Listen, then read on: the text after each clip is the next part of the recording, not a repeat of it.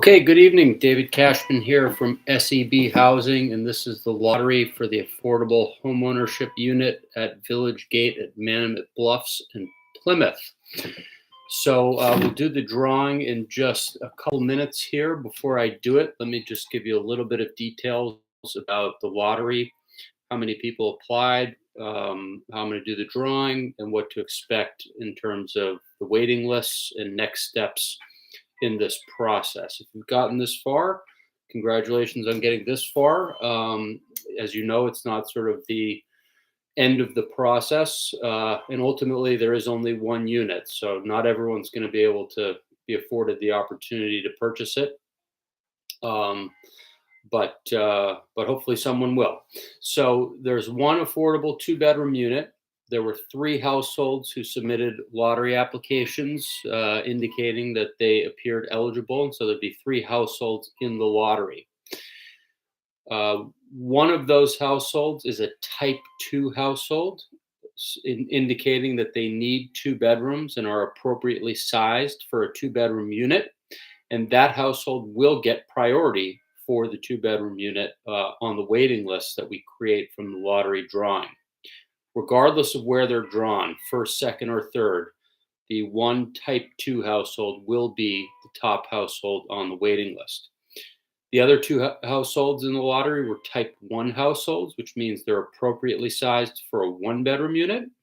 They obviously can and did apply for a two-bedroom unit, and that's perfectly fine. They just won't have the number one spot on the waiting list because that will go to the type 2 household. So I'll do the lottery drawing in a few moments here. When I do it, I'll pull everyone's lottery application number out of the lottery box, which is out of screen. I'll hold it up before I do the drawing just so you can see. And when I do the actual drawing, I will pull applicants' lottery application numbers out of the box and show them up to the screen as I go. Just in case you forgot, the lottery application number is the number in the form of A dot blank blank blank that you received when we wrote you a letter saying that you were eligible for the lottery. And those lottery application numbers are just there to keep your information and your name anonymous, but they don't dictate where you are on the waiting list or anything like that. So if anyone forgot their lottery application number, let me know and I could just look it up real quick. But if you know it, great. And when I send you the waiting list tonight by email, you'll just see where your number is. You'll either be first, second, or third. You just got to know that A dot blank blank blank number, and that's, you'll find it on the waiting list, and that's where you are. So tonight I will send you the waiting list within a few hours of doing this drawing, so you can see exactly where you are. The next step of this process is going to look like actually all three households are going to get invited to move forward. Now, you might be scratching your head and saying, well, there's only one unit, so why are all three households getting invited forward? And the reason for that is because none of the households who are in this lottery have actually submitted the required income and asset and tax documentation to demonstrate their eligibility. So when you filled out your lottery application, you just filled out the income chart and the asset chart, and you said, here's what I make in income, here's what I have in assets, and we qualified you based on that. But in this program, we have to actually peel back the onion a little bit, or peel back the curtain, or whatever you want to say, and look and see the documents that show that. So we need to see taxes, and we need to see pay stubs and bank statements and 1099s and W-2s. And if you're self-employed, you have to fill out a profit and loss statement with supporting documentation, among other things that may be applicable to you. So we need to see the documents that demonstrate what your income and your assets are. And so for that reason, sometimes households, when they fill out a lottery application, they say they make X and they forgot about some other side job they have, or they weren't counting the fact that they've been working a lot of overtime lately. And we have to factor that in, or whatever the case may be, a certain asset that they overlooked. And so sometimes people might be eligible for the lottery, but when they actually have to submit all the documentation, they may not be. Or they may just, there's a lot of documentation, frankly, that's required. It's like getting a mortgage commitment from a bank. There's a lot you got to submit, and some people just, don't want to go through the process. So, for that reason, we invite all three households, on the assumption that not everyone may submit all the required documents and not everyone may be eligible. And we do want to get an eligible household.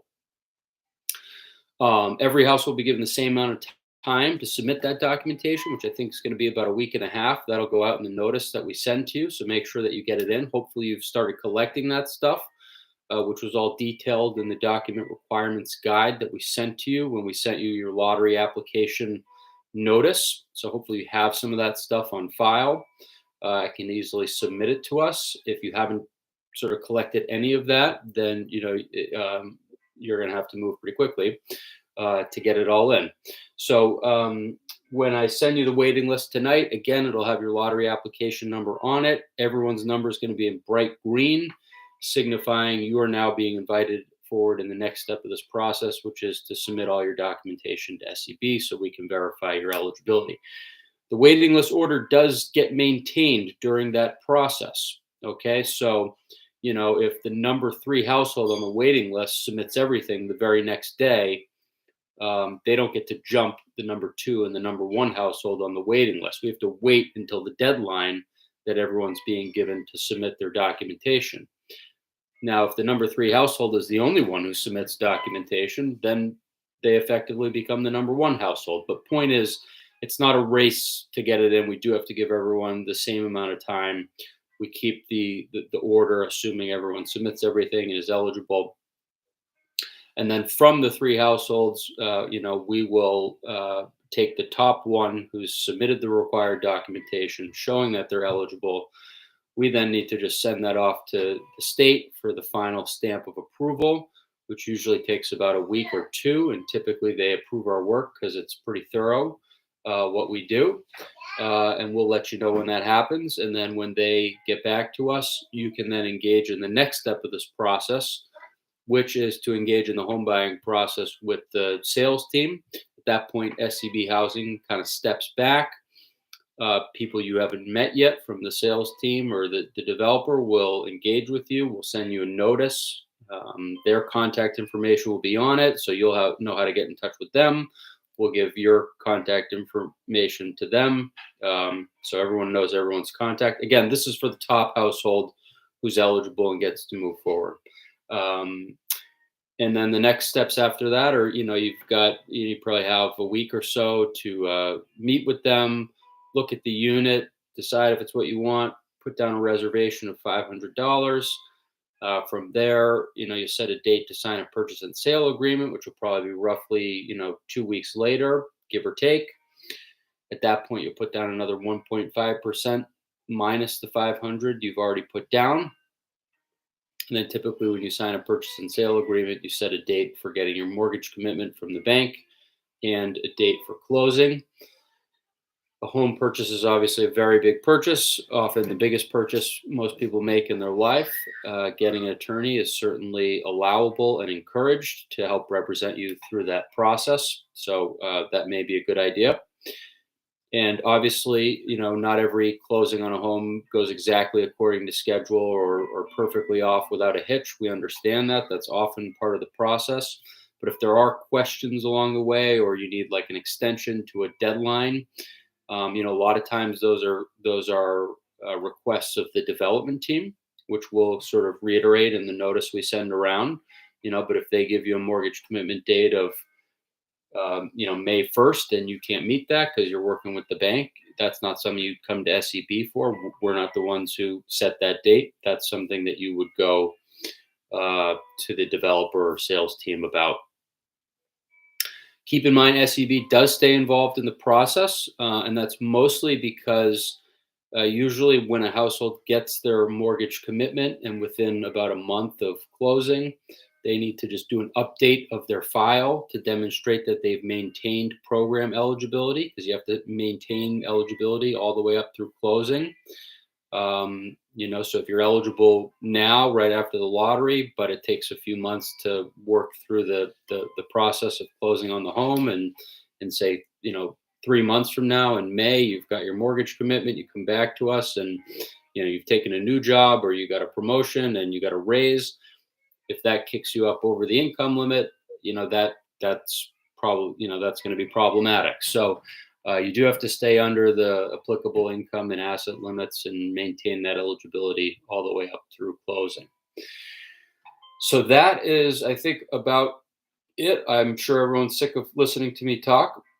So I will go forward now and do the drawing. I probably should have said this earlier or typed it, but let me just type it here. If anyone has any questions, you can type them in the chat box to the right of the screen where you see me. Let me just put that in there.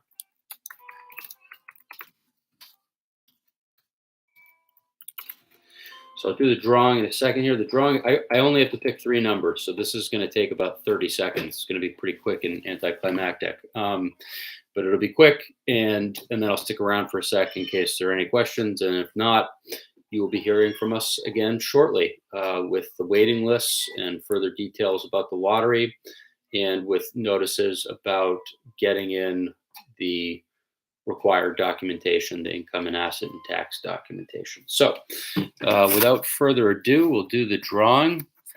Have the lottery box. It says lottery box. I think works well. Probably update it. Thing's a little beaten, but it does the trick. It's off to the below where you can't see it. I put the 3 numbers in there. I'll shuffle them up a little bit. And then I will just be reaching in and pulling them out one by one. And I'll show them as I go. First number drawn is A.003.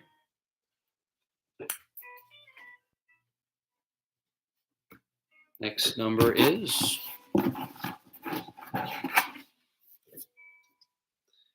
A.001. And we know the next one is A.002. Wherever it is.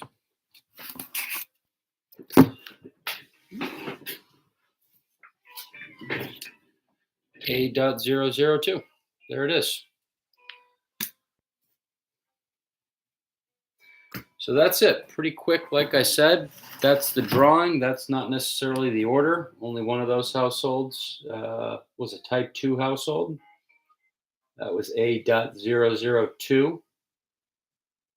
They were drawn last. They're going to be number 1 on the waiting list, but followed by 3 and 1. But anyway, I will send you the waiting list within a few hours so you can have it, see it, digest it. All 3 households are getting invited forward. So we will be in touch soon. I'll hang out for just a sec here in case there's a question. And if you end up having a question later that you don't think of tonight, that's perfectly fine. You know where to reach us at this point, and we're happy to receive any questions and answer them. So thanks for your application, and good luck in the next steps of this process.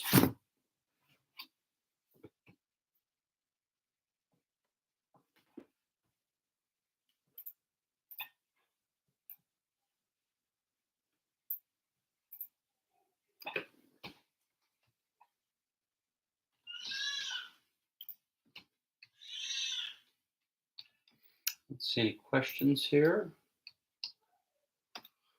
So have a great night, and thanks a lot. Take care.